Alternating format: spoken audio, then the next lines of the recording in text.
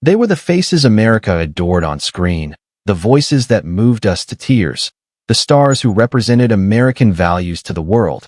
But behind closed doors, many of Hollywood's biggest names harbored a shocking secret. They despised the very country that made them famous. Johnny Carson knew which stars truly loved America and which ones just pretended to for the cameras, revealed a former Tonight Show producer who worked alongside Carson for over a decade. After certain guests left the studio, Johnny would turn to Ed McMahon and say, "They'll take our money, but they sure don't love our country." During his 30-year reign as the king of late-night television, Johnny Carson interviewed thousands of Hollywood legends.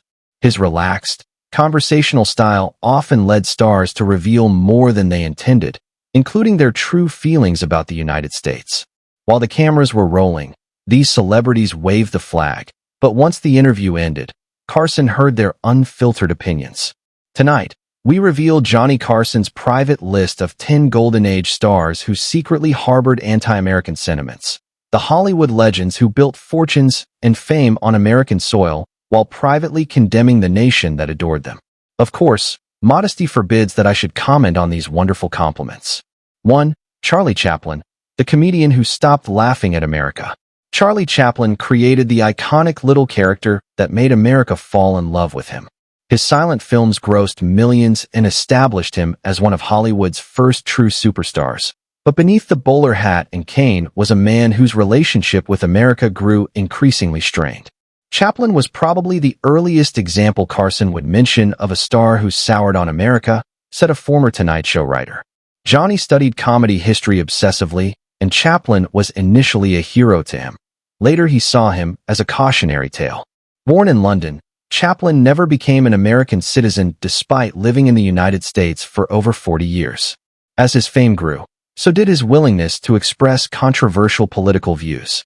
His 1940 film, The Great Dictator, boldly satirized Adolf Hitler at a time when America was still officially neutral in World War II.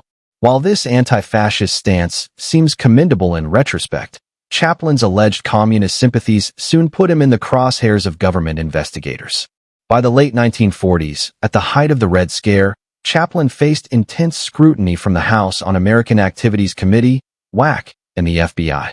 His support for Soviet-American friendship groups, his criticism of capitalism, and his associations with known communist sympathizers made him increasingly controversial. Johnny understood the difference between criticizing policies and hating America, noted a former NBC executive, but he felt Chaplin had crossed that line, especially when he spoke overseas. The breaking point came in 1952. While Chaplin was sailing to London for the premiere of his film Limelight, U.S. Attorney General James McGranary revoked his re-entry permit. Essentially exiled, Chaplin decided not to fight for his return, settling in Switzerland and declaring, "I have been the object of lies and propaganda by powerful reactionary groups." Johnny joked about everyone, but Chaplin, he just smirked and moved on, recalled a former Tonight Show writer. He believed Chaplin had taken everything America offered and then turned his back when it became inconvenient. Chaplin would return to the United States only once more in 1972 to accept an honorary Academy Award. By then, Carson reportedly viewed him as the quintessential example of a star who had benefited immensely from America while harboring deep resentment toward the country. You know, she won the Academy Award for A Clute, received an Oscar nomination for They Shoot Horses, Don't They? Would you welcome please Miss Jane? 2. Jane Fonda, from Hollywood royalty to Hanoi Jane. Jane Fonda was Hollywood royalty, the daughter of beloved actor Henry Fonda, an Academy Award winner and one of the most successful actresses of her generation. But her actions during the Vietnam War earned her a place on Carson's list of stars whose patriotism he questioned. Jane Fonda was probably the most controversial guest Carson ever had on the show, revealed a former Tonight Show producer. The tension in the studio was palpable whenever she appeared, even though Johnny always remained professional on camera. Fonda's 1972 trip to North Vietnam, where she was photographed sitting on an anti-aircraft gun used to shoot down American planes, earned her the nickname Hanoi Jane and the permanent enmity of many veterans. During radio broadcasts from Hanoi, she suggested American POWs were being treated humanely by their captors and called U.S. leaders were criminals. When she returned from Vietnam, The Tonight Show received thousands of letters and calls demanding Johnny never have her on again, recalled a former NBC executive.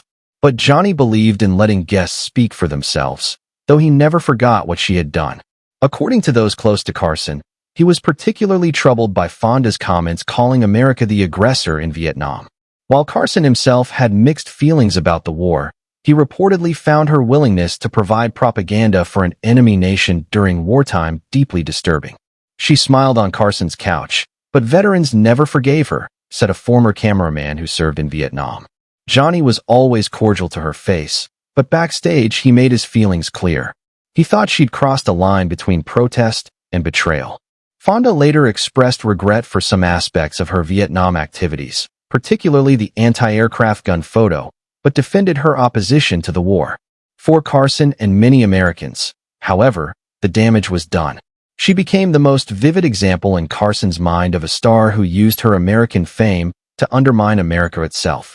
His conscience as an American and his moral commitment when he believes in something.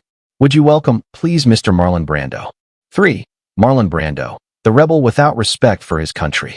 Marlon Brando revolutionized acting with his raw, naturalistic performances in films like On the Waterfront and A Streetcar Named Desire. His talent was undeniable, but according to Carson's private comments, so was his contempt for many fundamental American institutions. Brando fascinated Johnny, explained a former Tonight Show writer.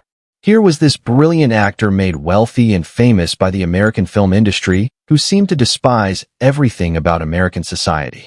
Throughout his career, Brando was outspoken in his criticism of American foreign policy, treatment of Native Americans, and what he viewed as the country's endemic racism. While these causes have merit, Carson reportedly felt Brando's criticism went beyond constructive engagement to express a deeper disdain for America itself. Johnny said Brando never hated fame, just the country that gave it to him, recalled a former NBC executive. He felt Brando enjoyed all the privileges of being an American star while constantly tearing down American values.